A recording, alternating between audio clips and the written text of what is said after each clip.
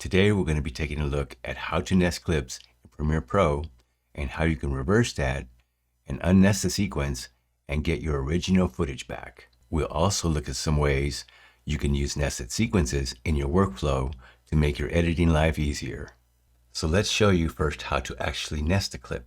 You can actually nest one clip or multiple clips. Just highlight all the clips that you want nested, and you're going to right click and come to where it says nest. Now you'll have an opportunity to name your nested sequence. I'm just going to call this intro and say OK. So over here in my project panel, you can see that now I have another sequence, and this is a nested sequence. So that's what nesting a sequence does. It combines one or more clips into one group or one unit. So if I double click on my new nested sequence, here are all the clips that I nested in the sequence. I can add more clips here. I could edit any of these clips and it will all stay intact in this new nested sequence. So that brings us to one of the first things that you can actually use a nested sequence for, and that is for organization. All these clips that I nested are my intro, and I have them organized in a nested sequence. So that's one way that you can use a nested sequence, just for organizing a bunch of clips together. So another point on organization is sometimes a timeline can get pretty cluttered and you just want to make a section of it look a little neater. So in this case here, I was doing a product review. This is part of the story and has to do with the uses of the product. So I'm going to highlight that section and right click and nest it. And I'm going to name it uses nested sequence and say OK. And I'm keeping all my nested sequences in its own bin. Again, if I double click and I make any changes here, it will immediately get reflected back to the timeline. So another thing we can do with our nested sequence, since we have it organized, and if I want to move the sequence, say you want to change your story, in this case I'm going to highlight the audio tracks that go with this sequence. I'm going to right click and say group. Now I'm going to move it over just a couple of clips just to show you. If I hold down Command, you see the cursor changing to a blue arrow and it's pointing to the left, and I could just move my sequence over like that, and there it is. I put it in between a couple of other clips and everything else is intact. If I double click, here are all my clips in my nested sequence, and that's another use. So if you decided that you don't want to create a nested sequence, if you just created a nested sequence, of course you can hit Command Z or come up to Edit and say Undo. But if you've done some things afterwards, you're going to probably want to try one of these other methods. So anyway, if you double click on your nested sequence and you highlight everything and say Command C and go back into your main sequence, put your playhead at the start of the nested sequence and say Command V. And of course you can delete this sequence here and you have all your original clips back. So the other way that you can unnest the sequence is, first you want to locate your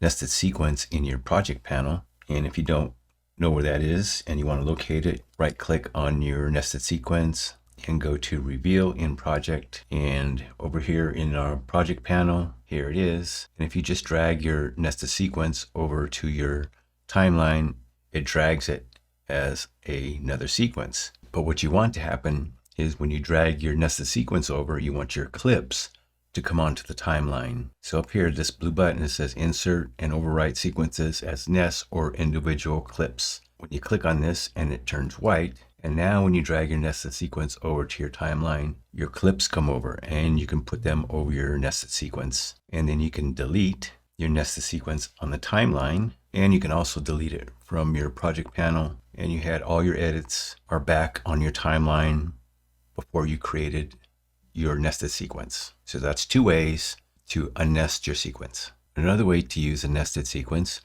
is to animate a series of clips.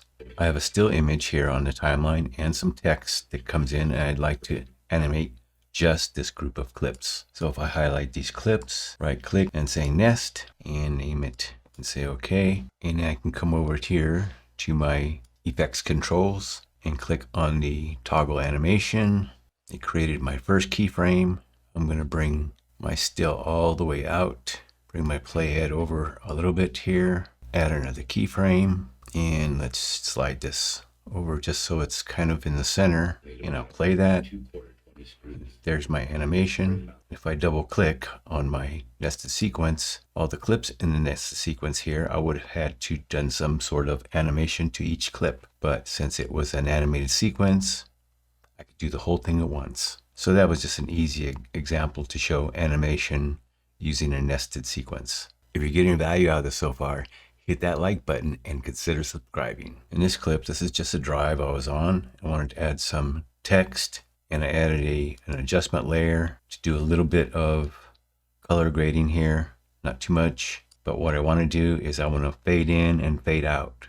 So I want to add that effect here to this group of clips. So I'm going to highlight all my clips, right click, say nest. I'm going to call it fade sequence and say okay. And so all my clips are a nested sequence, but now I want to apply a film dissolve. Add that to the front, add another one to the back for a fade in and fade out. I'm going to move this clip over a little bit. And of course I can change where this fades in and fades out. Play it again, fading in and fading out.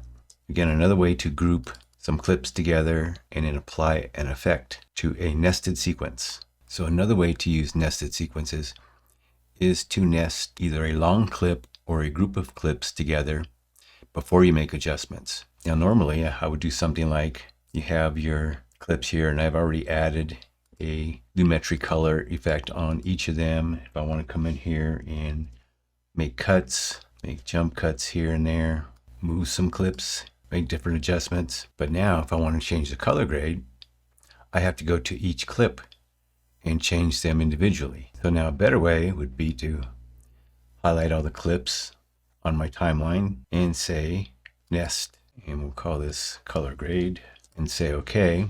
Now I'm going to drop a lumetri color effect on this nested sequence. Come in here and do my color grade, whatever I would like to do. Add some contrast here, play with the exposure a little bit, highlights, shadows, the blacks, and up to saturation a little bit. So now every clip in here has been color graded.